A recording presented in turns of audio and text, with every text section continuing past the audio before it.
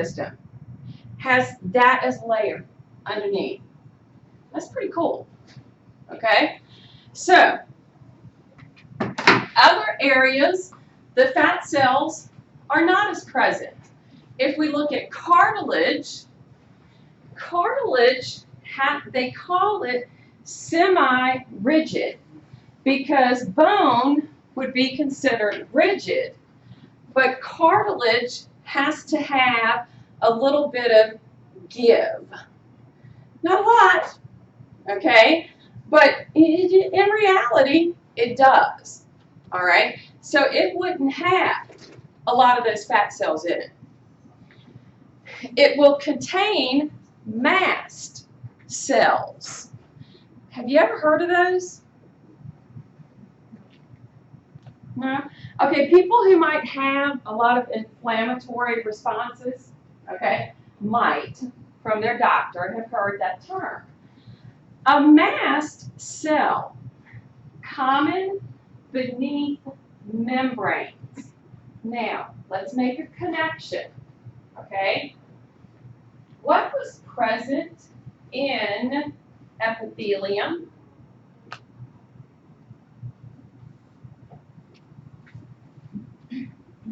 Do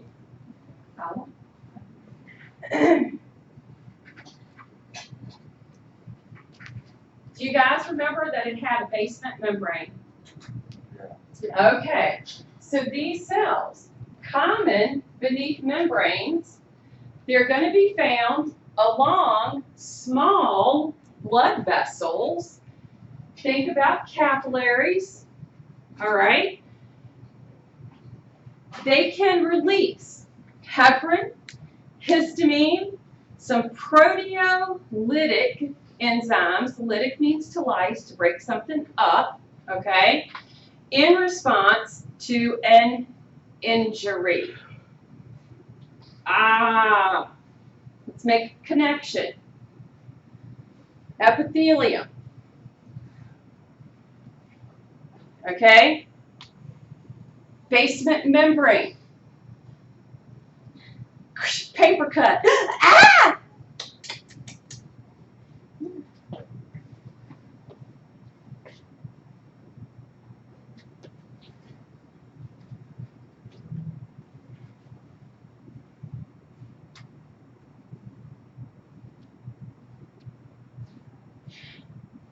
These are cells that are going to happen, are going to help at a time of injury.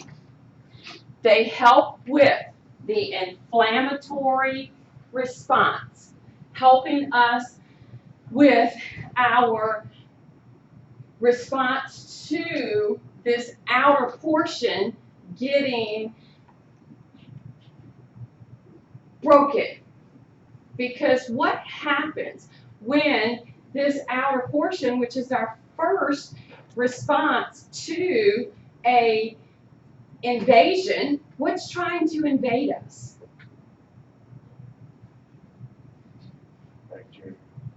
Bacteria, viruses, toxins, everything. They want to try to help keep that out. So would this be the same as, like, you know how that and I guess get a cut or anything and helps with clot? This would help to send that signal, basically saying, oh no, this outer covering has been breached, to help start the process. Mm-hmm. You said people with like a lot of autoimmune disorders would have excess mast cells?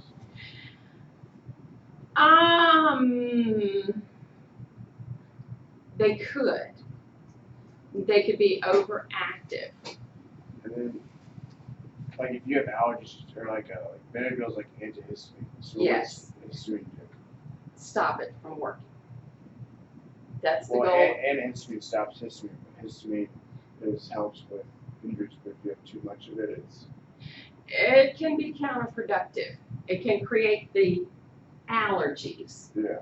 And then the body kicks in another portion of the immune system to try to fight those allergies, and that can get overactive, most definitely. So we have mast cells, which are helping at a time of injury. We can have white blood cells, which are also coming from or working with that immune system so that they can respond to injury or infection. And then we can have macrophages.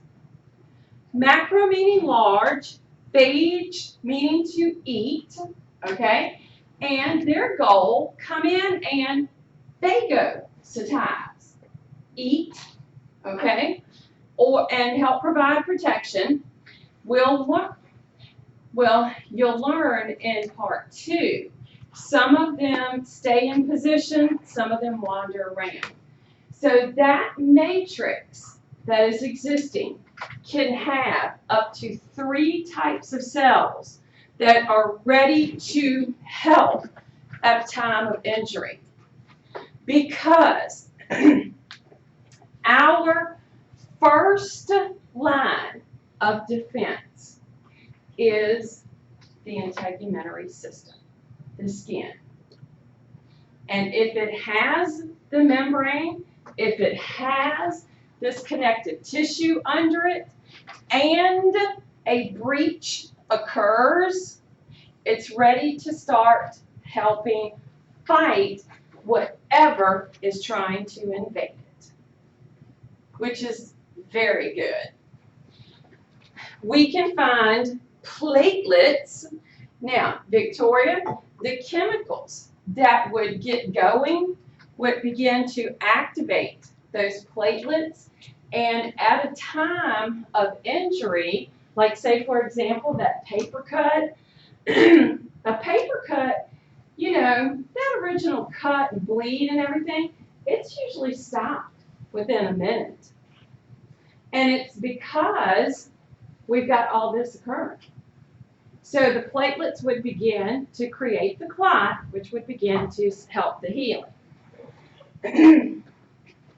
And then undifferentiated mesenchyme, i.e. stem cells. What is your understanding of stem cells? Yeah, like induced pluripotence should be like stuff that people can use now. You know, like stuff that placenta, which is like Stem cells, okay, John mentioned the stuff like from placenta, for example. What do they do? What is their job of a stem cell? They don't know what their job is yet, basically. So they can be used, I guess, a lot in medical research to like heal, like I guess, like if you fractured your vertebrae, it would help to heal that, or like other things. Which is, you know, we're definitely using them a lot more now in medicine than we were 10 years ago. Okay. And you mentioned that they don't quite know what their job is. They actually have to receive a chemical signal so that they know what to become. In this matrix where they can be found, those cells have the ability, the potential to become something. Now, let me give you an example, okay? Bone is going to have connective tissue wrappings. In those connective tissue wrappings, we've got the ability to have cells available. Now, bone, okay, because bone is, the model for bone is cartilage. Any of you in here ever broken a bone. Okay? And what did you break? What did you break? A pinky, okay? And in that process of the healing that took place, did they do any x-rays? Okay? Did they do x-rays as healing occurred? No. I think they did it like to make sure it's set right. And I've broken a Yeah. handful of things, but it's not like where they went back and x-rayed it. It's not a cast. I think they did it after they took the cast off. Okay? Did y'all get to see them? See I that? never got mine set, so mine is still like. Still crooked? Okay. Well, for the ones that haven't, were you casted for some of the broken stuff? Did they put cast or the only one I plastic felt- ones or Yeah, whatever? I've got plaster casts for like everything except my jaw. Okay. Did they explain to you the process that was taking place as the bone healed? Now, because bone has those connective tissue wrappings, and when a break occurs, and it may or may not, but either way, as the break occurs, it can break that connective tissue. That connective tissue wrapping, once it gets put back into place, now needs to provide the cells for that bone to heal. The model for every bone is cartilage. The first thing that had to form was cartilage. And that process would turn cartilage to the bone, which would eventually make it back into bone hardened. But that means that the connective tissue wrapping had to have stem cells for both cartilage and bone. And it does. So that it can give rise to the cartilage, which would become the model, and then the bone cells can take over and get back to being hardened bone. So there, that connective tissue would have those stem cells. In this matrix, we are now going to find fibers. Fibers in our body, we've got 3. Collagen, reticular, elastic. Collagen is the toughest, reticular is second, elastic is third. Collagen are the most common because they're strong, they're flexible, and inelastic, meaning they're not going to stretch as much. Reticular makes a web. When you see it under a scope, it does a webbing that will occur. This is important for organs.